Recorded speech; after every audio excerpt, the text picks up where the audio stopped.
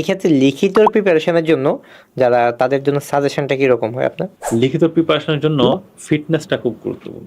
লিখিতটা আসলে আমার প্রিপারেশনটা কিন্তু খুব লিমিটেড ছিল। আচ্ছা। খুব লিমিটেড ইন এ সেন্স, কারণ আমি যেহেতু ওই যে চাকরিতে ছিলাম, আর লিখিতর জন্য হচ্ছে প্রচুর একটু লেখালেখি করার অভ্যাসটা থাকাটা খুব জরুরি। আচ্ছা।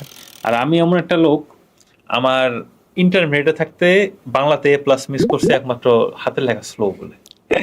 এই হলো মানে আমার বাস্তবতা, এটা বললাম আর কি, ঠিক আছে?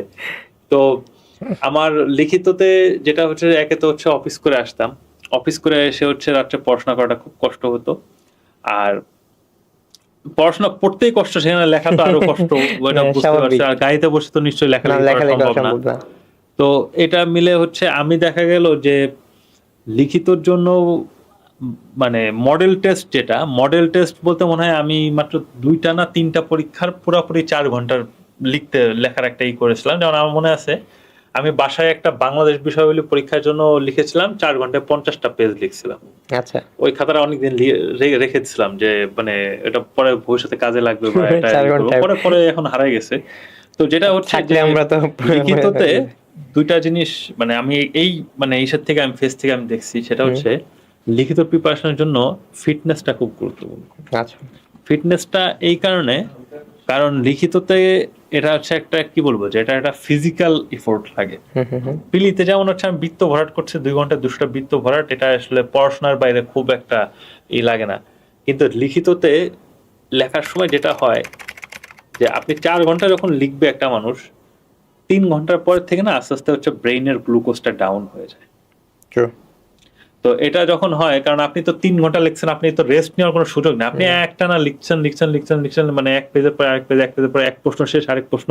আপনি 10 সেকেন্ড 15 সেকেন্ড ব্রেক নেবেন, আমরা এরকম কোনো ব্রেক নেই না। তাহলে কি বোতলে করে গ্লুকোজ রেখে দিবেন? হ্যাঁ, এটা অনেকেই করে। খুবই গুরুত্বপূর্ণ। আপনি পরীক্ষার হলে অনেকে চকলেট নিয়ে যায়। আচ্ছা। কারণ চকলেট তো গ্লুকোজ থাকে। চকলেটটা খেলে কিন্তু ভালো লাগে, আপনার একটা ব্রেইনে একটু গ্লুকোজ আসলে। কিংবা অনেকে হচ্ছে যে পানির বোতল নিয়ে যাচ্ছে, পানির বোতলের ভিতরে গ্লুকোজ বা স্যালাইন একটা করে নেয়।